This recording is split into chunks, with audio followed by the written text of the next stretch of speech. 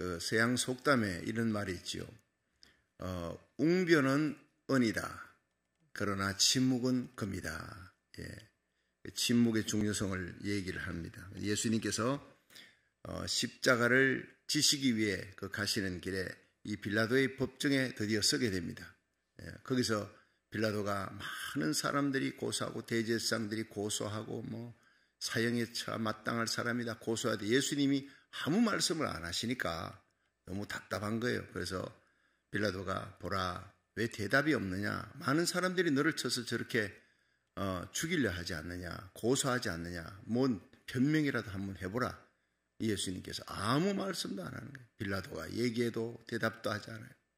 기이역이더라 하는, 어메이징이라는 거예요. 여러분,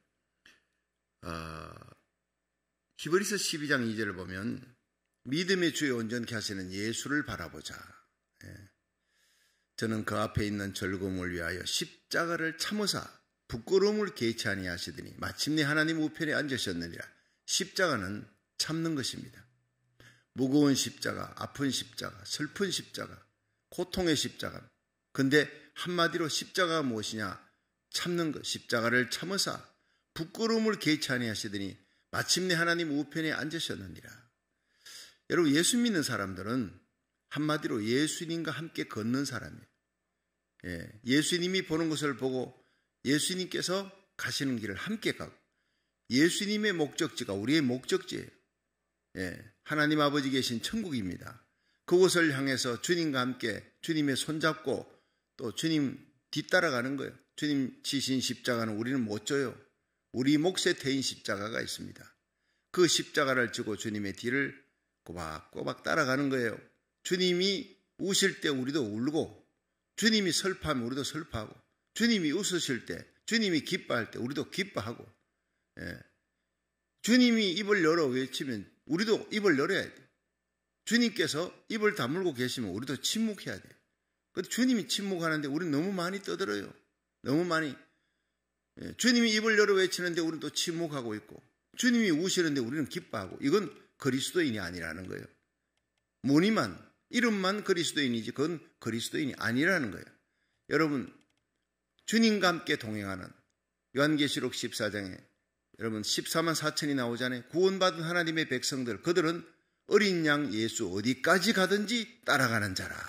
주와 함께 동행하며 주님이 입을 열 때 우리도 입을 여는, 주님이 침묵할 때 우리도 침묵하는 성도 되기를 주의 이름으로 축원합니다.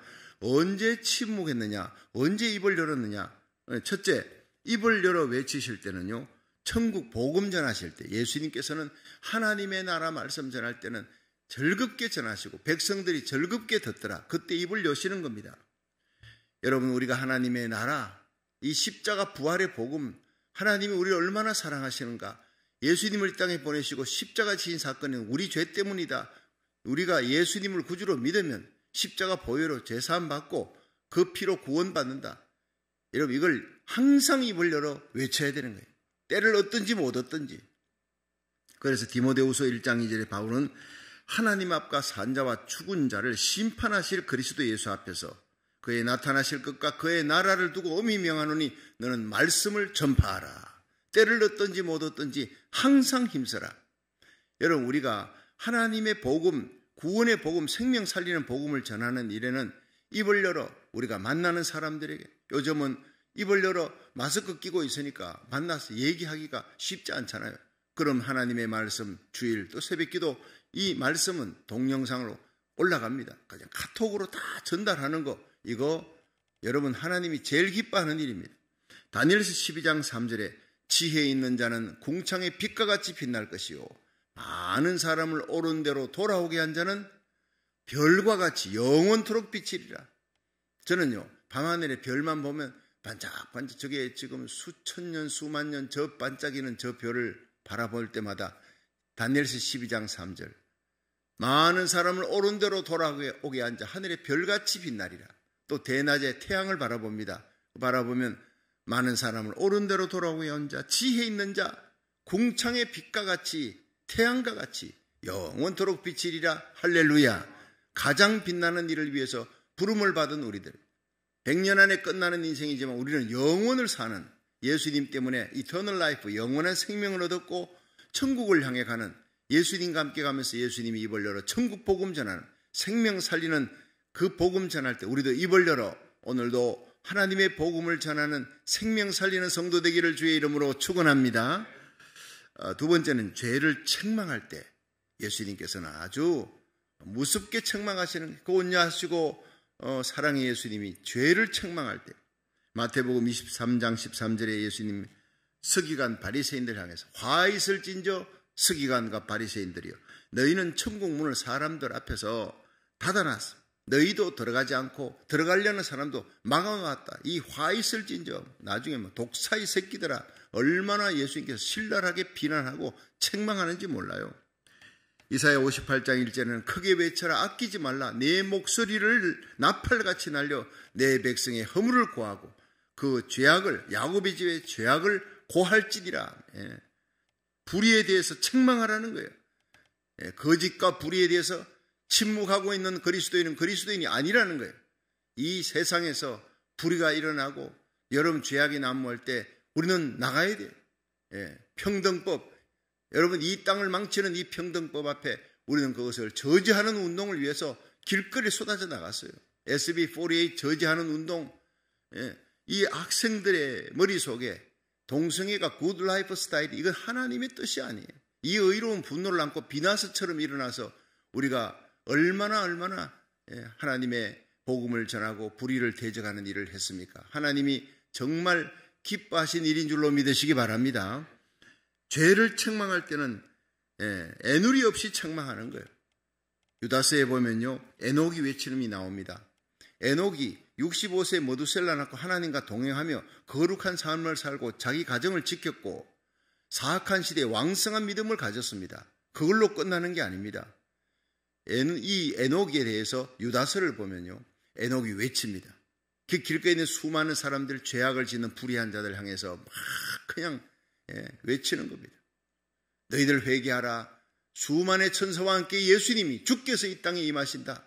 너희들의 강팍한 말과 경건치 못한 말, 경건치 못한 행동을 심판하기 위해 오신다. 회개하라고 외친 거예요. 그러다가 너무너무 테러를 당할 위협이 있는 거예요. 그러니까 하나님이 너무 기뻐하는 이 에녹을 테러 당하도록 놔두지 않아요. 에녹아, 너 너무 위험하구나. 내가 있는 천국에 같이 가자. 데리고 올라가 버린 겁니다. 여러분, 죄를 책망할 때 비나스처럼, 에녹처럼 책망하는, 예수님처럼 책망하는 거룩한 하나님의 백성 되기를 주의 이름으로 축원합니다. 세 번째는 회개를 촉구할 때, 회개를 촉구할 때. 요한복음 2장에 보면 예수님께서 성전에, 예루살렘 성전에 가셨을 때, 절기 때 6월절에 예루살렘 성전에 가면 거기에 가는 소와 양, 비둘기 파는 사람들이 덕식을 거리는 거예요. 대제사장 호의를 받고, 멀리서 양을 갖고 올 필요가 없어. 그냥 거기 가서 양을 비싼 값이지만 주고 사면 돼. 멀리서 양을 갖고 갔더니 양이 험이 있다, 쩔뚝거린다, 별별 핑계를 대가지고 이 양을 제사용으로 못 쓰게 하는 거예요. 할 수 없이 몇 배의 값을 주고 그냥 울며 겨자 먹기 식으로 성전 뜰에 있는 그 양을 살 수밖에 없는 거예요. 이런 억울한 일을 당하는 그때 예수님께서 그 대제사장과 주위에 있는 그 사람들이 그런 짓을 하는 것을 보고 화가 난 거예요. 소리치며 소와 양을 막 쫓아냅니다. 비둘기 상을, 돈 파는 상, 동전 팔고 이 환전하는 그 사람들 상을 다 뒤집어 엎어버리고, 비둘기 파는 사람에게는 때리지 않아요. 비둘기 때리면 죽어버리니까. 그래서 비둘기 파는 사람에게는 데리고 나가라. 참 멋있는 장면. 예수님께서 막 그냥 머리를 휘날리면서 녹건으로 채찍 만들어서 막 양과 소를 때리치는 거 보세요. 여러분, 그렇게 착하신 사랑의 예수님이 분노하는 거예요. 우리가 예수님이 분노할 때 우리도 분노할 줄 알아야 될 줄 믿으시기 바랍니다. 하나님의 성전, 내 아버지 집, 만민의 기도하는 집을 강도의 굴혈로 만들었다. 하나님의 성전이, 기도하는 집이, 여러분, 세상 소리로 시끄러워. 세상의 더러운 것들이 하나님의 성전에 들어와서 시끄럽게 만드는 인본주의, 이런 세속주의가 들어오면 주님께서 화가 나는 거예요. 진노하시는 거예요. 여러분, 주님께서 외치실 때 우리가 침묵한다, 입을 다물고 있다면 그건 직무유기예요. 살인 방조자가 되는 거예요. 하나님의 영광 가리는 겁니다. 일제시대 때 주기철 목사님, 손양은 목사님 그 신사 참배한다고 잡혀 들어가가지고 이렇게 순교 당할 때 박관준 장로님, 박관준 장로님, 이 아들과 함께 일본 국회의사당, 일본으로 건너가서 국회의사당에 그 2층에서 이미 준비해놨던 그 현수막을 쫙 내린 거예요. 그 현수막은 일본은 회개하라, 일본말로. 일본은 회개하라 써놨어요. 아예 죽을 작정하고 쓴 겁니다. 그 경찰들이 막 뛰어 올라오는 거예요. 끌어내리려고. 그때 일본은 회개하라고 외친 거예요. 그 아들과 함께. 회개치 않으면 하나님이 불로 심판할 것이다. 여러분, 그 예언이 그대로 된 거예요. 히로시마 나가사키 원자탄이 떨어지면서 불심판을 받았잖아요. 그리고 2차 대전이 끝납니다. 그렇게 외치고 현수막 내리고 그냥 뒀겠습니까? 끌고 가서 감옥에서 고문당하고 죽은 거예요. 목숨을 걸고 외친 거예요. 여러분, 주님께서 외칠 때, 복음 전할 때, 책망하실 때, 죄를 책망할 때, 회개를 촉구할 때 우리도 외칠 수 있기를 주의 이름으로 축원합니다. 두 번째는 주님이 침묵할 때를 한번 살펴요. 첫째는요, 주님은 비난 앞에, 자신을 향한 모든 비난 앞에 주님은 입을 다무셨어요. 이 마가복음 15장 오늘 3절을 다시 한번 보세요. 3절 다 같이 시작. 대제사장들이 여러 가지로 고소하는지라 빌라도가 또 물어 가르되 아무 대답도 없느냐? 저희가 얼마나 많은 것으로 너를 고소하는가 보라 하되 예수께서 다시 아무 말씀도 대답지 아니하시니 빌라도가 기이 여기더라. 자, 가야바 법정으로 끌고 그리고는 예수님이 헤로데에게 끌려갔다가 결국 빌라도 법정 앞에 서는데 거기에서 대제사장들이 여러 가지로 그를 고소합니다. 침묵합니다. 예수님이 할 말이 없어서가 아니에요. 대답할 필요가 없어요. 저들의 말이 다 거짓말이니까, 사실이 아니니까, 하나님이 다 아시니까 침묵하시는, 이거 얼마나 큰 용기인지 모릅니다. 하나님의 용기입니다. 스페인의 세빌리아라고 하는 작은 마을에 처녀 총각이 사랑에 빠져가지고 그냥 처녀가 애를 뱄어요.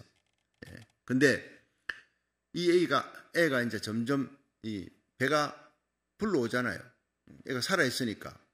그 남자는 겁이 나니까 도망을 가버렸어요. 비급하게 말이죠. 큰 도시로 도망을 가버렸어요.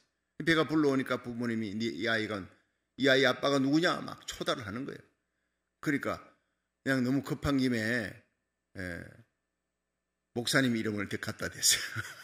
가까운 게 사모님이 일찍 돌아가시고 목사님이 홀로 계시는데 그 목사님이 나를 이렇게 했다고 거기다가 뒤집어 씌워버린 거예요. 그래가지고 그 아이를 애기가 날 때까지 기다렸다가 애를 안고 그 목사님 앞에 가서 당신이 뿌린 신이 당신이 책임지라고 막 당신이 목사냐 그러고 막 결국에는 모든 성도들이 다 떠나는 거예요. 그 사실을 알고 온 마을에서 피난하고 목사님은 극소수의 성도들과 함께 교회당을 지킵니다. 눈물로 하나님 앞에 기도하면서 그 아이를 키웁니다. 나중에 이 총각이 멀리 가서 돈을 많이 벌어서 돌아왔어요.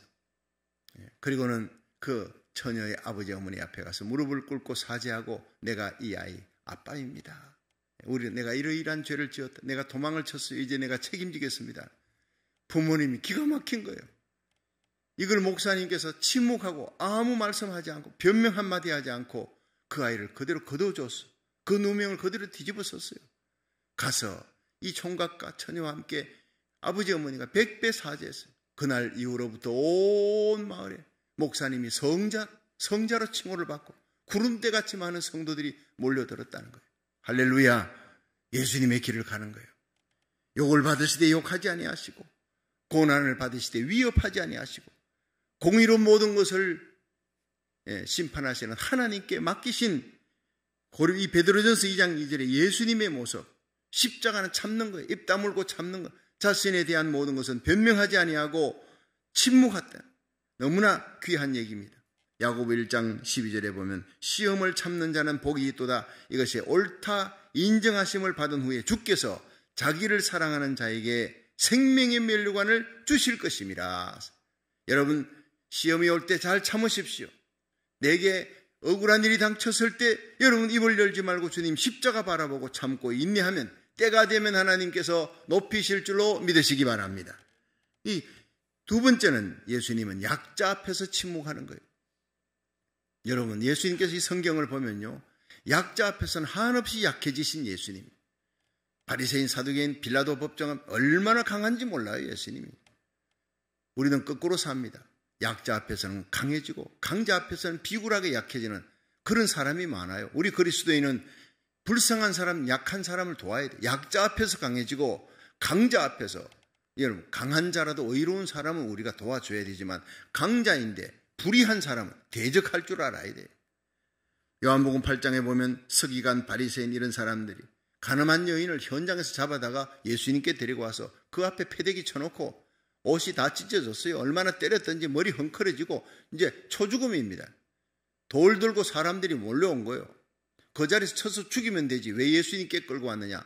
예수님이 사랑의 얘기를 하니까, 용서하라, 사랑하라 그러니까. 그래서 이 여인을 현장에서 잡았습니다. 모세 율법에 의하면 죽어야 됩니다. 죽어야. 자, 예수님 죽일까요 말까요? 예수님이 죽여라 그러면 사랑의 얘기를 이제 더 못해요. 살려주라 그러면 모세 율법을 어기서니 당신도 이 여인과 함께 죽이라. 함께 죽어야 된다. 그 이 딜레마에 빠진 거예요. 그때 예수님 어떻게 했습니까? 그 씩씩거리는 바리새인, 사두개인들, 서기관들, 돌을 든 군중들 앞에 예수님께서 무릎을 꿇은 거예요. 여인의 옆에서 무릎을 꿇고 그리고 글을 쓰신 거예요. 사람 군중심리라는 게 있어요. 그런데 한 사람 한 사람 만나서 얘기해보면 그렇게 착한데 군중심리가 사람을 악하게 만들어요. 예수님께서 글을 쓰시는데 무슨 글을 쓰셨겠느냐? 하늘나라 가서 물어봐야 될 제목 중에 하나입니다. 그런데 어떤 사람은, 어떤 신학자는 그래요. 의인은 없나니 아무도 없다. 이렇게 썼을 것이다. 아니야.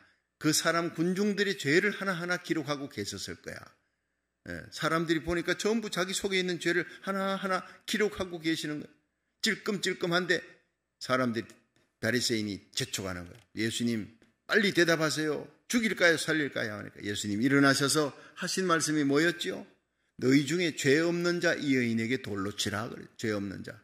세상에 죄 없는 자가 어디 있습니까? 특히 너희 중에 죄 없는 자, 이것은 하마르테토스라고 하는 헬라어입니다. 하마르테토스는 죄를 지을 생각조차, 죄 지을 욕망조차 없는 자라는 뜻이에요. 그러니까 그 단어를 아는 사람들이 입이 딱 다물어지는 거예요. 할 말이 없는 거예요. 그들이 도망갈 수 있는 기회를 주기 위해 예수님이 다시 엎드려서 글을 쓰시는, 배려하시는 예수님. 그들이 다 글을 보더니 전부 자기 속에 있는 죄를 덜쳐내니까 그냥 양심의 가책을 받아 어린아이로부터 어른들까지 다 갚버렸어요. 돌을 놓고 갚버렸어요. 정죄하던 그들이 간 후에 예수님께서 그 여인에게, 가늠한 여인에게, 너를 정죄하는 자들이 어디 갔느냐? 없나이다. 그래, 나도 너를 정죄하지 아니하노니 가서 다시는 죄를 범치 말라. 할렐루야. 여러분, 얼마나 자비로우신 하나님의 모습입니까? 심판할 수 있는 유일한 분이에요. 그 여인을, 가늠한 여인을 심판할 수 있는 유일한 분이 무릎을 꿇으시고 그 여인의 옆에서 함께 아픔을 느끼고 함께 그 고통을, 죽음 앞에 떨고 있는 그 고통을 함께 느끼시는 거예요. 상하는 갈 때도 꺾지 아니하시고 꺼져가는 심지도 끄지 아니하시는 예수님의 그 사랑이 가늠한 여인 앞에서도 그대로 나타나요.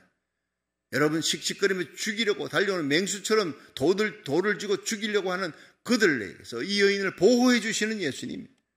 우리가 예수님을 의지하면 마지막 날 하나님의 심판대 앞에서도 동일한 역사가 일어날 줄로 믿으시기 바랍니다. 주님을 의지하면 주님이 돌봐주시는 거예요. 시편 91편, 하나님을 의지하고 하나님을 사랑하고 주님의 옷자락 붙드는 하나님의 백성들, 하나님이 극한 연병에서 건져주리라. 새 사냥꾼에 오면서 건져준다고요.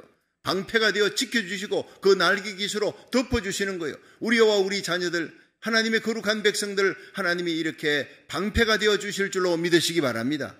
천인이 내 옆에 만인이 내 우편에 엎드러지나 이 재앙이 너에게 가까이 하지 못하도록, 어떤 악한 바이러스도 침투하지 못하도록 하나님이 지켜주시리라. 얼마나 귀한 말씀. 그 가늠한 여인을 주님께서 그 깃으로 덮으신 거예요.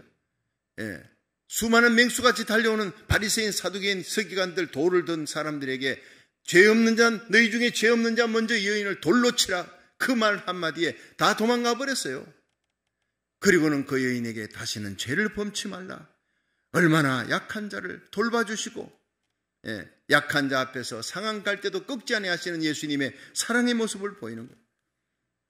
여러분, 주님은 비난 앞에 침묵하시고 약자 앞에 침묵하시는 거예요. 오히려 그를 돌봐주시는 주님, 긍휼이 많으신 주님. 마지막으로 세 번째가 십자가 앞에서 침묵하신 거예요. 십자가 앞에서. 예수님 겟세마네 동산에서 땀방울이 피가 되도록 기도하고 십자가 질 힘을 하나님께로부터 받아 가는데 안나서 법정, 가야바 법정, 헤롯의 법정 밤새도록 끌려다니고 마침내 여러분 갈 이 십자가 지시기 전에는 빌라도의 법정 앞에 섭니다. 그 법정에 끌려다니면서 가야바 법정 앞에서는 이 대제사장의 하속들이 있어요. 요즘으로 말하면 머슴들이, 대제사장의 하속들이 주먹으로 예수님을 치고 보자기를 뒤집어 씌워서 막 때립니다.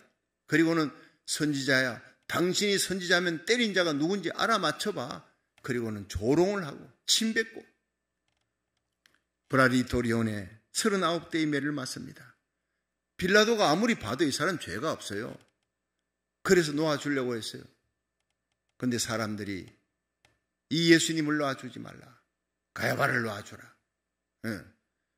바라바죠, 바라바. 예, 강도 바라바를. 이 빌라도가 강도보다는 예수님이 낫지 않겠나. 아마 강도 바라바하고 이 예수님을 둘 중에 하나 6월절 절기하는 한 명을 특사로 내주는 법이 있으니까 내놓고 예수님 풀어주려고. 그랬더니 아이고 오히려 바라바를 택했고 바라바는 놔주고 예수를 십자가에 못 박으라고 난리를 치는 거예요. 빌라도가 오산을 해버린 거예요. 결국에는 밀란이 일어날 것 같아. 할 수 없이 나는 이 죄를 감당 못하겠다. 나는 죄를 못 찾겠다. 죄값은 너희들이 받으라. 알았어. 우리와 우리 자녀들에게 우리 후손들에게 죄값을 넘기시오. 그래서 여러분 히틀러에게 600만의 유대인이 학살을 당하는 사건이 일어납니다. 그 후로. 전 세계에 흩어져서 2000년 동안 유리 방황하는 일이 그 죄값으로 일어나는 거예요. 그 징계가 끝날 때까지. 결국 예수님은 빌라디토리온으로 끌려갑니다. 거기서 묶여서 채찍을 맞는. 여러분 패션 오브 크라이스트를 보면 얼마나 눈물이 납니까? 그 책상을 갖다가 치면 팍팍 책상의 파편이 그냥 뜯길 정도로 고통스러운 그 무서운 채찍을 예수님이 받으신 거예요. 플라그램이라는 채찍이 중간중간에 납덩어리가 있고 끝에는 여러분 쇠가 박혀 있는 거예요. 쇠갈고리가 그 예수님의 몸에 내려칠 때마다 살같이 찢어집니다.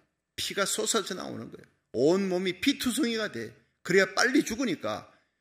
성한 사람 십자가에 달아놓으면 일주일도 더 넘게 버둥거리니까 그 블라디토리온에서 빨리 때려서 죽이는 거예요. 이 역사가 요세푸스는 얘기합니다. 만약에 어떤 여인이 자기 아들이 정말 흉악한 죄를 지어서 십자가형의 언도를 받았다면 십자가 지기 전에 블라디토리온에서 채찍을 맞는 그 채찍 때리는 사람 찾아가지고 가서 자기 집에 돈이나 보화가 있으면 갖다 주고 내 아들 십자가 지지 않게 해달라. 차라리 채찍 때리는 자리에서 죽여달라고 얘기한답니다. 난 그 얘기 듣고 처음에는요 눈물이 났어요. 그러면 때리는 자들이 사정을 보지 않아. 예수님을 때리는 자가 예수님을 그 자리에서 차라리 너 여기서 죽어버려라. 십자가 고통스러운 십자가 지지 말고 죽어버려라. 때리는 자도 맞는 자도 거기서 차라리 죽기를 원했다는 거예요. 그 채찍을 예수님이 40에 하나 가만 39대의 채찍을 3번이나 맞아요. 40대 맞으면 죽으니까 39대 맞게 하고 쉬었다가 또 때리고. 여러분 예수님이 채찍에 맞아 선지피를 흘리면서 온몸이 걸레 조각처럼 찢어지는 예수님이 채찍에 맞음으로 우리의 모든 질병이 나음을 받은 줄 믿으시기 바랍니다.